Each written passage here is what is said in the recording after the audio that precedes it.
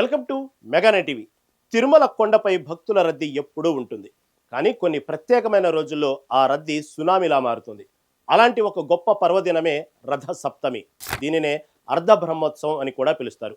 జనవరి 25న తిరుమలలో మలయప్ప స్వామి 7 వాహనాలపై భక్తులకు దర్శనమివ్వబోతున్నారు. అయితే ఈ వేడుకను దర్శించుకోవాలనుకునే భక్తులకు టీటీడీ ఒక కీలకమైన హెచ్చరిక జారీ చేసింది. కొన్ని రకాల టోకెన్లను రద్దు చేయడంతో పాటు దర్శన వేళల్లో భారీ మార్పులు చేసింది. అసలు ఆ రోజు స్వామివారి వాహన సేవలు ఏ సమయంలో జరుగుతాయి? రద్దు చేసిన టోకెన్లేంటి? మీకు విషయం తెలుసా?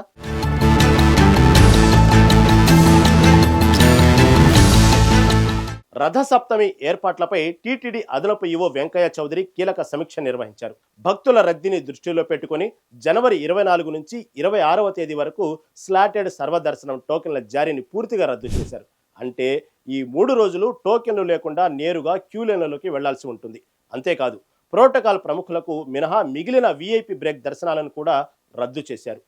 జనవరి 24న ఎలాంటి సిఫార్సు లేఖలను స్వీకరించబోమని టీటీడీ స్పష్టం చేసింది.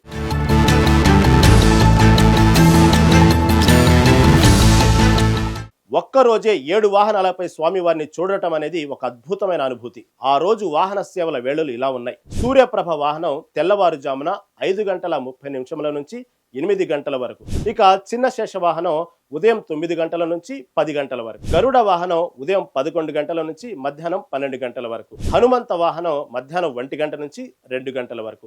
చక్ర స్నానం మధ్యాహ్నం 2 గంటల నుంచి 3 గంటల వరకు. కల్ప వృక్ష వాహనం సాయంత్రం 4 నుంచి 5 గంటల వరకు. సర్వభూపాల వాహనం సాయంత్రం 6 నుంచి 7 గంటల వరకు. చంద్రప్రభ వాహనం రాత్రి 8 గంటల నుంచి 9 గంటల వరకు.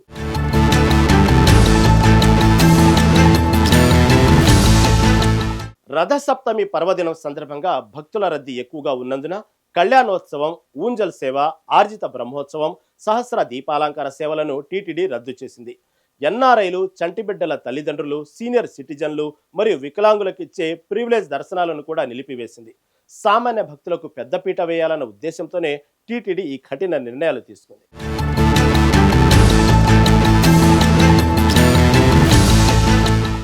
అదనపు ఈవో వెంకయ్య చౌదరి మాట్లాడుతూ వైకుంఠ ద్వార దర్శనాలను విజయవంతం చేసినట్టే రథ సప్తమిని కూడా అద్భుతంగా నిర్వహించాలని అధికారులను ఆదేశించారు. ట్రాఫిక్ నియంత్రణ, పార్కింగ్ మరియు భక్తులకు నిరంతరం అన్నప్రసాదం, పారిశుద్ధ్య సేవలపై ప్రత్యేక దృష్టి పెట్టారు.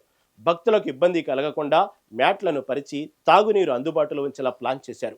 పోలీసులతో సమన్వయం చేసుకుని ముందస్తు బందోబస్తును కూడా సిద్ధం చేశారు. కాబట్టి భక్తులారా, మీరు జనవరి 25న తిరుమల వెళ్లాలని ప్లాన్ చేసుకుంటుంటే ఈ మార్పులను గమనించండి. టోకెన్ల రద్దు మరియు ఆర్జిత సేవల నిలిపివేత గురించి అవగాహనతో వెళ్లితే దర్శనం ప్రశాంతంగా పూర్తవుతుంది. మరీ ముఖ్యంగా ఆ రోజు 7 వాహనాలపై మలయప్ప స్వామిని దర్శించుకుని పునీతులు కావాలని కోరుకుందాం. ఈ అప్డేటు మీ మిత్రులకు, బంధువులకు కూడా షేర్ చేయండి. గోవిందా గోవిందా.